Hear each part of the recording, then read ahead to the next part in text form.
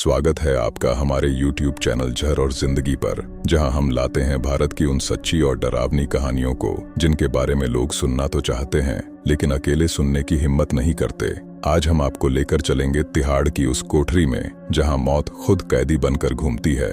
दिल्ली के बाहरी हिस्से में पसरे तिहाड़ कारागार की बदनाम दीवारें अक्सर अपराध और अन्याय की कहानियां सुनाती हैं, पर एक कोना ऐसा भी है जहां खुद मौत ने अपना घर बसा लिया है। डेथ ब्लॉक एक्स, जिसे कैदी दहशत में मौत का कैद खाना कहते हैं।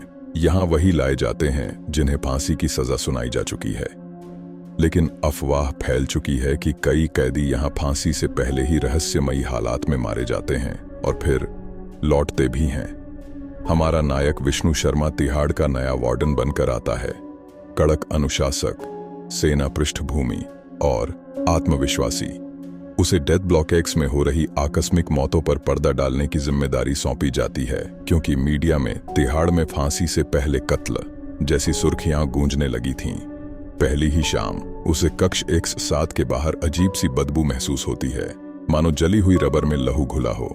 ड्यूटी ऑफिसर बताता है, साहब, कल रात कैदी बलवंत सिंह ने चीख चीख कर कहा था कि मौत मुझे लेने खुद आ रही है।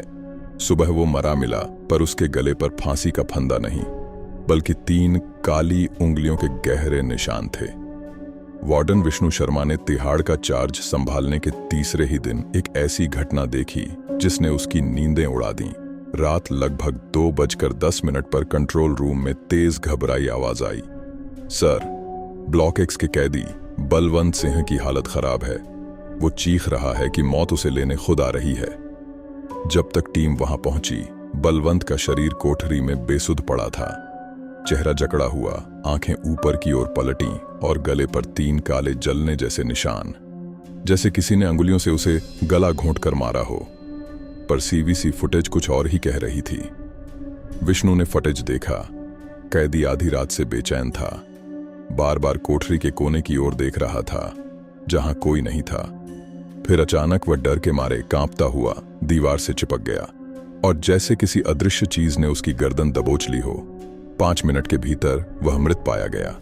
ऑटोप्सी रिपोर्ट, मृतक बलवंत सिंह, धारा 302। मृत्यु का समय रात्रि 2:13 पर। शारीरिक स्थिति, गले पर अर्धचंद्राकार जलन, फेफड़ों में ऑक्सीजन स्तर सामान्य, हृदय विदीर्ण। विशेष टिप्पणी, गर्दन पर उपस्थित जलन किसी मानव हाथ से मेल नहीं खाती।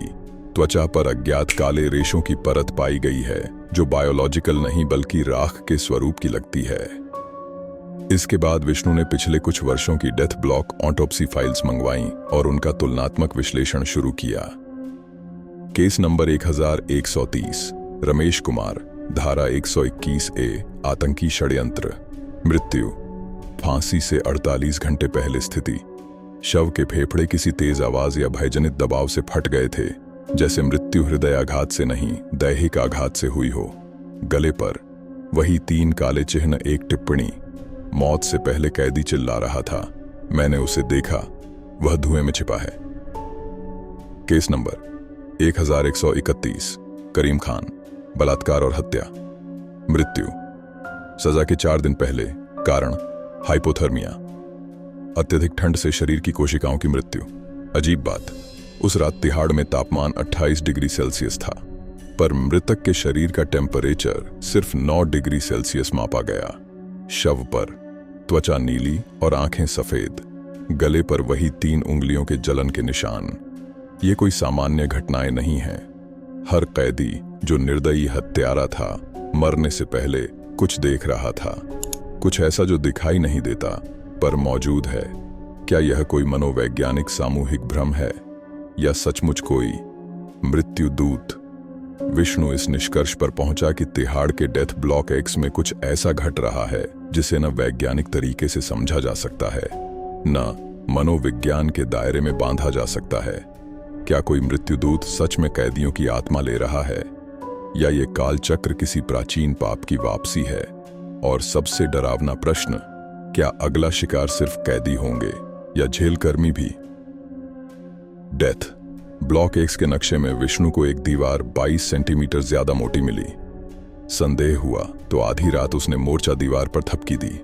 खाली गूंज, छेड़ने पर ईंट सरक गई। भीतर संकरी सुरंग और नीचे उतरती सीढ़ियां थीं। सुरंग में धूल भरी हवा और लाल धागों से बंधी छोटी छोटी घंटियां टंगी थीं जो हल्की हवा में बज रही थीं। Tin tin tin. सीढ़ियों के अंत में पत्थर का एक गोल हॉल था। दीवारों पर उभरे चित्र, एक रोमन फांसी कैदखाना, शिव त्रिशूल और बीच में भयानक मुखाकृति वाला काल यंत्र। केंद्र में लोहे का तख्ता लगा था, उस पर सूखी खून की परतें और जले मानव अस्थि चूर्ण की गंध। एक कोने में पुरानी डायरी मिली, पन्नों पर उंगलियों से लिखे अक्षर, मृत्यु से बड़ा न्याय कोई नहीं। मैं काल हूं, अपनी अदालत स्वयं लगाता हूं। नीचे हस्ताक्षर, पम, हरिपाल तांत्रिक, पूर्व जेल पुजारी, 1912। जेल की पुरातन रजिस्टरों में खोजने पर विष्णु को पता चला कि 1900 अगले दिन 3 कैदियों की फांसी तय थी, नागेश, अमरजीत और देवराज। आधी रात 1:55 पर बिजली कड़क कर गुल हो गई। इमरजेंसी लाइट जलते ही कैमरों में देखा गया, कक्ष X7, X8, X9 के दरवाजे अपने आप खुल गए। अंदर छाया सी आकृति, काले धुएं से बनी उंगलियां। कैदी चीख रहे थे, माफ कर दे, पर वह आकृति अलग अलग मार्गों से उनकी ओर लपक रही थी। ड्यूटी गार्ड शटर गिराकर भागे, कैमरे क्रैकल हुए और स्क्रीन काला। विष्णु अपनी सर्विस रिवॉल्वर और टॉर्च लेकर अकेला डेथ ब्लॉक X में घुसा। गलियारे में बल्ब दहलती रोशनी से पॉप पॉप कर फूट रहे थे। फर्श पर खून की बूंदें ताजा लाल चमकती। कक्ष X8 में नागेश का शव हवा में लटक रहा था, पर कोई रस्सी नहीं। गर्दन पर वही 3 काले जलते निशान। पास की दीवार पर लहू से लिखा, मैं कालहस्त हूं। टॉर्च घुमाते ही विष्णु ने काली आकृति को सुरंग वाले ईंट पीछे सरकते देखा। वह लपक कर सीढ़ियों में कूद पड़ा। गोल हॉल में फिर वही तख्ता पर ताजा शव, अमरजीत, आंखें फटी, मुंह टूटा, मानो भीतरी जिह्वा खींच ली गई हो। लोहे के तख्ते के इर्द गिर्द लाल धागों की घंटियां तेज हवा में घूमने लगीं। चट्टान पर धुंधला सा हरिपाल का प्रेत प्रकट हुआ, आंखों में आग, हाथ में त्रिशूल नुमा धुआं। हरिपाल का स्वर, क्षमा मैंने कभी न ली। जिसने मृत्यु का व्यापार किया उसका भाग्य मेरी खातिर है। विष्णु ने रिवॉल्वर तानी, पर गोली निकलने से पहले हवा बर्फ सी ठंडी हो गई। पसीना जम गया। हरिपाल की छाया ने उंगलियां बढ़ाईं, ठीक वही 3 काली उंगलियां। विष्णु समझ चुका था कि अकेला तांत्रिक से नहीं लड़ सकता। तभी उसे दीवार पर लगे एक पत्थर पट्ट में संस्कृत श्लोक दिखा, मृत्यु मोक्ष सत्य न्यायात। सच्चा न्याय ही मृत्यु का मोक्ष है।